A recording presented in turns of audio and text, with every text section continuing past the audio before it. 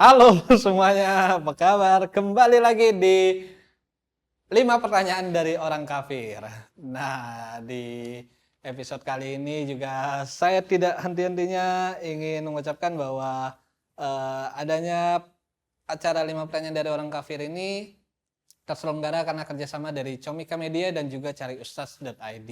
Dan kita ingin menunjukkan bahwa diskusi agama, dialog agama bisa kita perbincangkan, bisa kita lakukan secara santai dan juga fun. Dan sama seperti episode sebelumnya, kali ini masih ditemani oleh Pak Ustadz Ahok. Sehat Pak Ustadz ya? Sehat. Sudah siap menjawab 5 pertanyaan random dari orang-orang? Siap dong. Nah ini udah kita jalan kurang lebih 7 episode ya Pak Ustadz. Berarti sudah ada 28 nama-nama yang berpotensi. Nah, di episode kali ini saya udah ngantongin 5 pertanyaan dari teman-teman yang ingin bertanya ke Pak Ustadz. Kita langsung masuk ke pertanyaan pertama, Pak Ustadz. Ini ada pertanyaan dari Denny Cikungunya.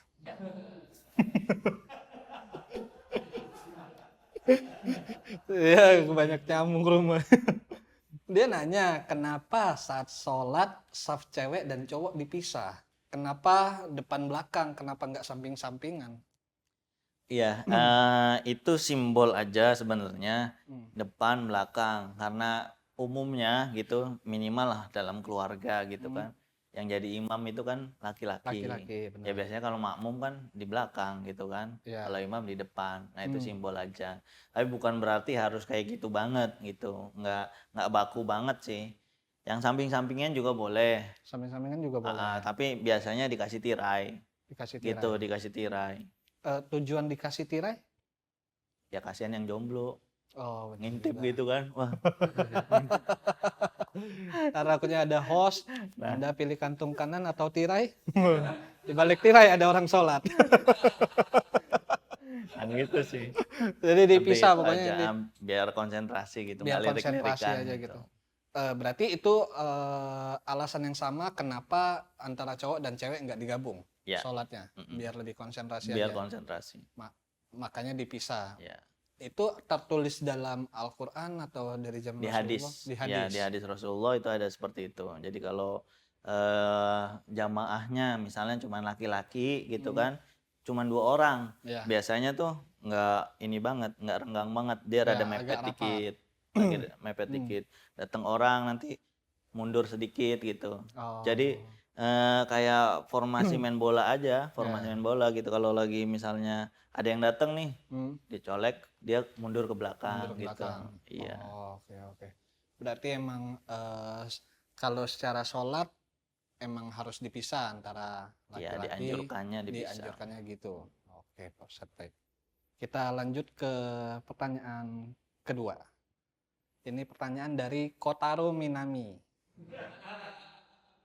Ya, ntar berubah nih bentar lagi. Dia nanya, saya Kristen. Sering mendengar teman saya yang Islam mengatakan malam Lailatul Qadar. Itu malam apa maksudnya? Iya, malam Lailatul Qadar itu malam di mana di situ Qadar sendiri ini adanya kemuliaan, keutamaan.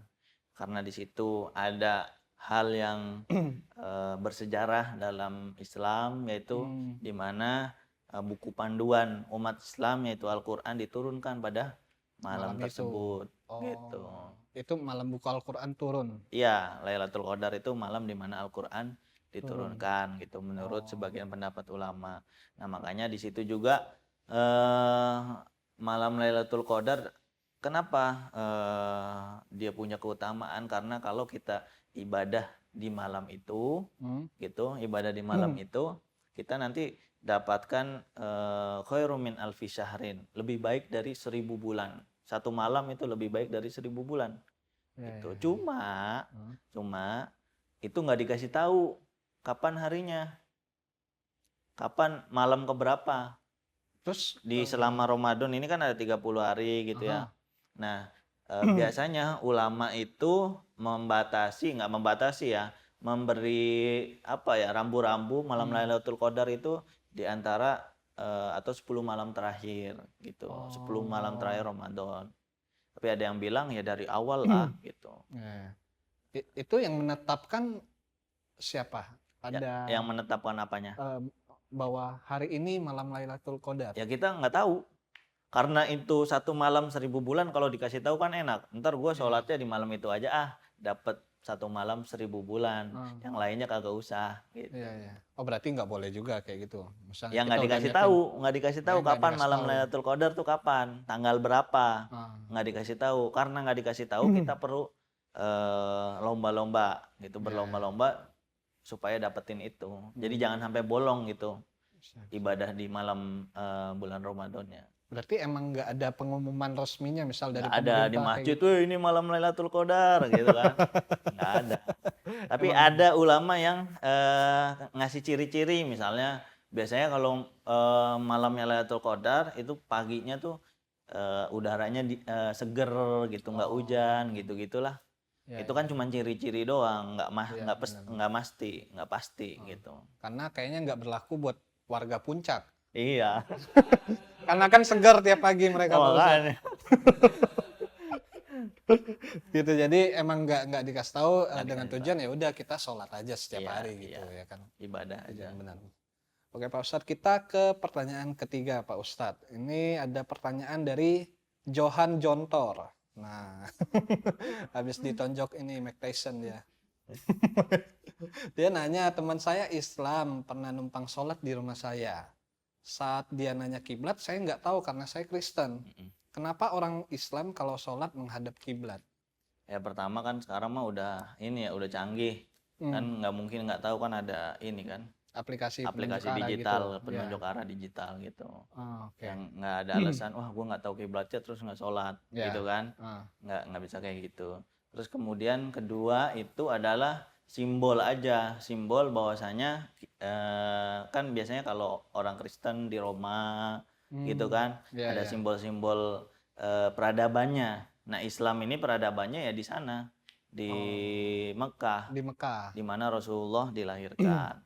Berarti umat Islam sholat menghadap kiblat itu menghadap ke arah Mekah. Iya, menghadap ke Ka'bah. Ke Ka'bah. Nggak harus persis menghadap ke Ka'bah kalau kita jauh dari Ka'bah.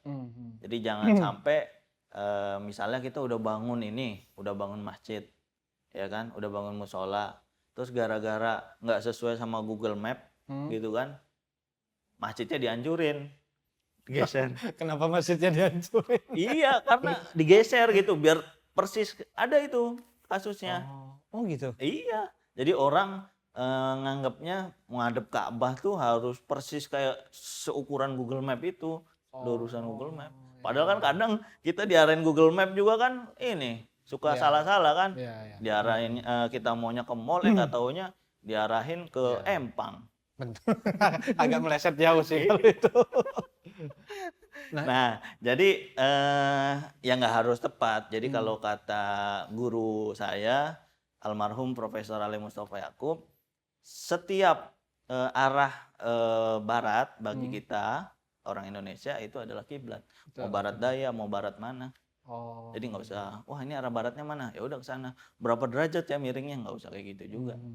Nah berarti ini muncul di kepala saya nih. Ini kayaknya mungkin terdengar tolol. Kalau kita bicara Ka'bah kan itu bangunan berarti kan. Bangunan yang dimana kalau kita mau menghadap dari arah mana aja akan ke arah bangunan tersebut. Atau apakah ada pintu depan atau bagian tertentu yang ini adalah bagian depannya, ini adalah bagian kiblatnya gitu. Iya, kalau kita di sana di Mekah di depan Ka'bah itu madep kemana aja boleh. Gitu kan, madep kemana aja boleh. Nah karena kita ada di Indonesia, berarti kiblatnya ke arah barat gitu. Nanti yang di negara lain juga kiblatnya beda, bukan ke arah barat. Iya. Gitu. Karena di Indonesia makanya ngadepnya ke arah barat. Betul. Gitu. Nah tapi kalau seandainya ada ketidaktahuan mungkin di zaman sebelum teknologi canggih, di mana kita harus sholat tapi nggak tahu arah barat yang mana ini, itu nggak apa-apa? Ya kita dianjurkan buat ijtihad. Ijtihad itu apa? Ijtihad itu ngira-ngira, Mengira-ngira. mengira-ngira kira-kira nih kemana nih arahnya Oh. gitu. Atau nanya sama orang sekitar. Iya. Kalau misalnya nggak tahu ya kita ngira-ngira aja. Ngira-ngira aja. Nah kalau kita udah ngira-ngira terus sholat ternyata salah, itu nggak apa-apa karena kita udah ngira-ngira gitu. Berarti ya balik lagi ke Islam itu fleksibel tadi, seperti tadi iya. gitu ya. Jadi kalau emang kita nggak tahu ya nggak apa-apa, kira-kira aja. Yang Oh ini penting arah kira-kira. kiblat nih kayaknya. Tadi gue gitu. dari ke sini, nah gitu dikira-kira aja. Oke. Siap. Paham Pak Ustadz. Nah berarti semisal nih kalau di arah kiblat di depan kita ada kayak sebuah halangan atau benda-benda kayak gitu, gimana itu hukumnya? Iya nggak masalah, yang penting kan ke arahnya, Yang bukan penting ke arahnya. ke bener-bener ke Ka'bah gitu kan. Kita ke arah Ka'bah. Kalau yang dari jauh nih ke arah Ka'bah, bukan ke benda Ka'bah itu sendiri, maksudnya ke bentuk Ka'bah langsung gitu. Arahnya aja, arahnya kita barat ya udah ke barat, mau barat manapun, barat daya, barat belok berapa derajat, nah gitu. Ya, Ya berarti kehalang, kecuali kalau di sana ya karena kita udah di depan, di mana aja. Kalau di sana. Oke. Nah gitu kan kayak saya non muslim nih, saya nggak tahu nih soal arah kiblat yang mana, arah barat timur juga saya nggak tahu. Karena saya punya teman dia muslim, dia tuh emang rajin sholat Pak Ustadz, tapi suka tiba-tiba gitu. Karena saya pernah lagi duduk tiba-tiba dia ngadep saya langsung sholat gitu, sayanya yang kaget, loh kok ngadep saya gitu. Karena mungkin arahnya ke saya Oh gitu. gitu. Iya. Ya nggak masalah. Kalau dia memang udah yakin arah kiblat ke Kiblatnya sana, benar. walaupun ada orang depannya gitu kan, ya nggak masalah. Cuman kan kadang ada di batas tuh pakai sejadah. Sejadah itu fungsinya biar orang nggak lewat di depan kita karena kita lagi ngadep Tuhan, jangan diganggu gitu. Oh iya, paham. Benar. Kalau misalnya depan-depanan udah di depan sejadah gitu, sebenarnya sih secara itu nggak apa-apa, ya sah aja. Ya berarti ya karena ketidaktahuan juga karena tiba-tiba dia langsung sholat nggak ngomong apa-apa, jadinya saya kaget loh kok Takut disembah ya. iya kok saya disolatin, jadinya saya minggir gitu karena kamarnya juga kecil. Kalau nggak takut disembah, disolatin kan berarti orang mati itu biasanya. Ya saya arwah sekarang Pak Ustadz. Kita langsung ke pertanyaan berikutnya Pak Ustadz, pertanyaan keempat. Ini dari Anggi Pedes. Galak kayaknya. Iya, Anggi Pedes. Habis makan cabe. Dia nanya, saya seorang non-muslim. Teman saya Islam yang cewek memakai jilbab karena rambut adalah aurat katanya. Kenapa rambut laki-laki tidak dianggap sebagai aurat? Ya pertama bahwa rambut atau menutupi rambut itu bagian dari kewajiban agama, itu memang pendapatnya mayoritas ulama. Ada sebagian ulama yang nggak ngewajibin rambut itu ditutup. Karena konteksnya pada waktu di masa itu, di masa Nabi, jadi fungsi rambut ditutupin itu biar nggak dilecehkan. Dulunya gitu. Nah, ya kemudian yang kedua, kalau laki-laki memang auratnya itu antara pusar sampai dengkul. Ada yang bilang sampai paha. Gitu. Ada ulama yang bilang sampai paha. Makanya kepalanya nggak usah ditutupin gitu. Sedangkan wanita dari atas sampai ke bawah full, itu adalah auratnya yang harus ditutupin gitu. Betul. Berarti emang kecuali telapak tangan sama kaki. Oke. Ya karena tujuannya ditutupin untuk menghindari pelecehan. Dari zaman Nabi dulu. Gitu. Oke, berarti yang cowok emang nggak diwajibkan untuk menutup kepala. Karena agar nggak bisa bedain juga. Benar. Kita lanjut ke pertanyaan terakhir di episode kali ini Pak Ustadz. Oke. Ini pertanyaan dari Nina Genggong. Namanya aneh banget. Dia nanya, saya seorang Kristen. Tetangga saya orang Islam menjauhi saya karena saya memelihara anjing. Kenapa Islam sensitif dengan anjing? Padahal saya sering lihat ada orang Islam lain yang memelihara anjing. Ya, pertama memang begini. Di dalam Islam tuh ada namanya mazhab. Mazhab tuh aliran. Ada mazhabnya Imam Syafi'i, ada mazhabnya Imam Maliki, dan seterusnya. Nah, Kalau di Indonesia kebetulan kebanyakan ulamanya, kebanyakan umat muslim itu mazhabnya mazhab Imam Syafi'i yang mana menganggap bahwasanya air liurnya anjing itu najis gitu. Tapi kan yang namanya najis sebenarnya bisa dibersihkan. Jangankan anjing. Di dalam diri kita juga kan ada najis. Kalau beol kan najis juga. Iya kan?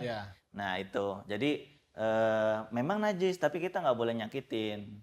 Kita nggak boleh nggak boleh menyakiti anjing. Karena dalam hadis juga disebutkan bahwasanya ada seorang pelacur yang masuk surga gara-gara nyelamatin anjing.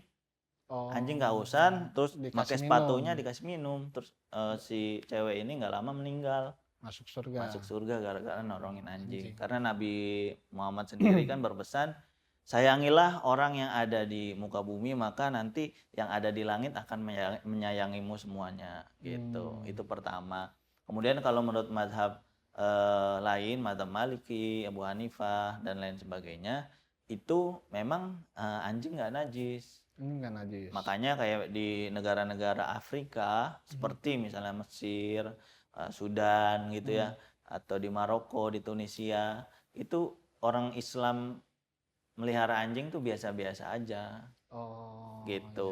Karena ada pandangan seperti itu. Kemudian dalam sebuah penelitian disebutin bahwasanya pada awal abad ke-19 itu kalau nggak salah anjing ini membawa wabah penyakit virus gitu. Nah, sejak saat itulah anjing dibenci, anjing dijauhi gitu. Padahal ya di masa Nabi di masa Rasulullah ya anjing biasa aja gitu berinteraksi dengan manusia pada umumnya. Berarti kan secara kata lain bahwa air liur anjing itu yang dianggap najis. Ya. Apakah hewannya cuma anjing, kucing? Enggak. Kenapa enggak? Nah itu dia, dalam agama itu ada yang namanya dogma, yang mana kita nggak bisa merasionalisasikannya. Memang ada hadisnya kayak gitu. Kadang saya juga belum dapat alasan rasionalnya gitu. Kayak misalnya babi itu katanya najis. Kenapa?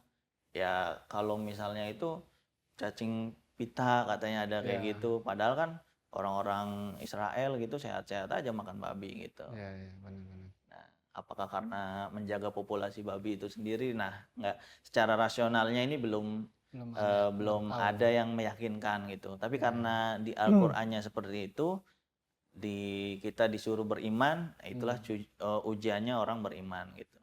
Meyakini apa yang ada di Al-Qur'an, di hadis gitu. Ya, berarti yang tertulis di Al-Quran bahwa hewannya cuma anjing yang air liurnya najis. Iya, termasuk babi juga. Termasuk babi juga. Kayak kucing. Kalau babi ulama sepakat, tapi kalau anjing ulama berbeda pendapat. Kalau kucing enggak. Kucing enggak. Penguin? Enggak lah. Enggak juga. Mana ada juga orang melihara penguin di dalam rumah. Iya juga sih.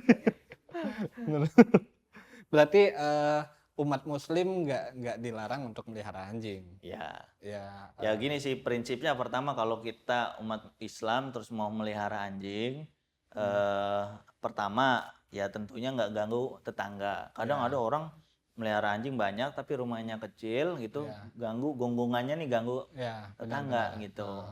Ya kan? Nah, memang di Islam itu atau di hadis Nabi ada keterangan bahwasanya orang yang melihara anjing pahalanya nanti dikurangin.